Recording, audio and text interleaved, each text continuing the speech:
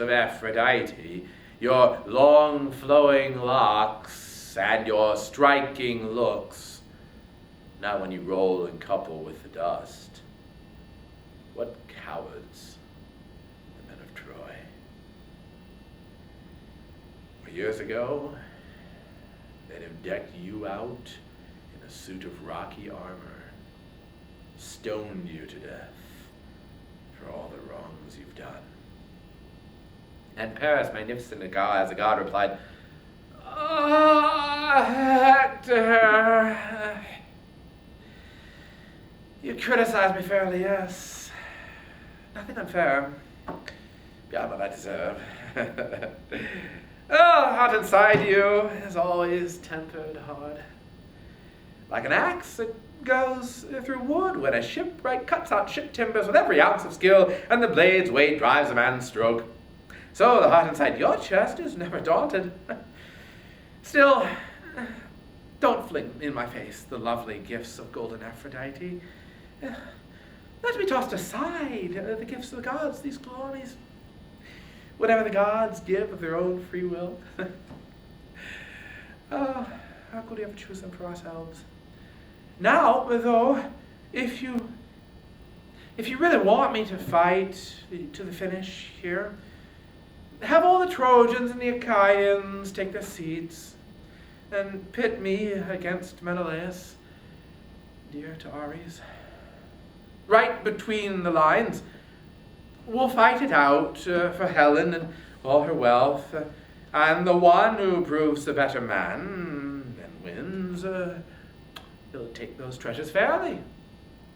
Lead the woman home. The rest will seal in blood the binding pacts of friendship. Our people will live in peace on the rich soil of Troy. Our enemies sail home to the stallion land of Argos, the land of Achaia, with women are a wonder. When Hector heard that challenge, he rejoiced, and right in the no man's land along his lines he strode, gripping his spear mid-shaft, staving men to a standstill. But the long-haired Argive archers aimed at Hector, trying to cut him down with arrows, hurling rocks, till King Agamemnon cried in a ringing voice, Hold back your salvos, Argives! Son of Achaia, stop your salvos! Look, Hector, that flashing helmet of his, the man is trying to tell us something now. And they held their attack, and quickly men fell silent, and Hector pleaded, appealing to both armed camps, Hear me, Trojans, Achaeans geared for combat. Hear the challenge of Paris, the man who caused our long, hard campaign. He urges all the Trojans, all the Argives too, to lay their fine armor down on the fertile earth, while Paris himself and the warrior Menelaus take the field between you and fight it out for Helen and all her wealth in single combat. And the one who proves a better man and wins, he'll take those treasures fairly. Lead the woman home. The rest will seal in blood their binding pacts of friendship. He stopped. A hushed silence held the ranks, and Menelaus, whose cry could marshal armies, urged both sides. Now hear me out as well. Such limited vengeance hurts me most of all. But I intend that we will part in peace at least, Trojans and Achaeans. Look what heavy casualties you have suffered just for me, my violent quarrel, and Paris, who brought it on you all. Now we'll fight. And death to the one marked out for doom and death. The rest will part in peace, and soon bring 2 lambs, a white male and a black ewe, for the sun and the earth, and we'll bring a third for Zeus, and lead on Priam too, Priam in all his power, so the king himself can seal our truce in blood. His royal sons are reckless, not to be trusted.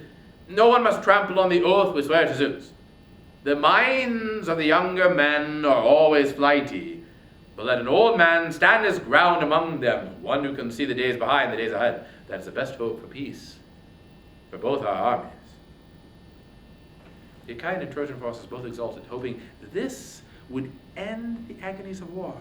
They hauled their chariots up in ranks at rest. The troops dismounted and stripped away their arms and laid them down on the earth, crowded together. Hardly a foot of plough land showed between them. Back to the city, Hector sent 2 heralds now to bring the lambs at once and summon Priam, while King Agamemnon sent Talthybius off, heading down to the ships for one more lamb. The herald obeyed his captain's orders quickly. Now, the messenger went to white-armed Helen, to Iris, looking for all the world like Hector's sister, wed Antenor's son Helicion's bride Laodice, the loveliest daughter Priam ever bred. And Iris came on Helen in her rooms, weaving a growing web, a dark red folding robe, working into the weft the endless bloody struggles, stallion breaking Trojans and Argives armed in bronze had suffered, all for her, at the god of battle's hands. Iris, racing the wind, brushed close and whispered, "Come, dear girl, come quickly, so you can see what wondrous things are doing. Stallion-breaking Trojans and Argives, armed in bronze.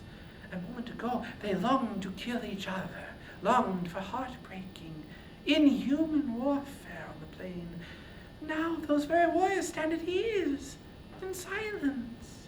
The fighting stout, they lean against their shields, their long lances stuck in the ground beside them. Think of it, Paris and Menelaus, loved by armies, go to fight it out with their rugged spears, all for you. And the man who wins that duel, you'll be called his wife." With those words, the goddess filled her heart with yearning, warm and deep for her husband long ago, her city, and her parents. Quickly cloaking herself in shimmering linen, out of her rooms she rushed, live tears welling. And not alone, 2 of her women followed close behind, Aethra, Pythia's daughter, and Clymene, eyes wide, and they soon reached the looming Scion gates.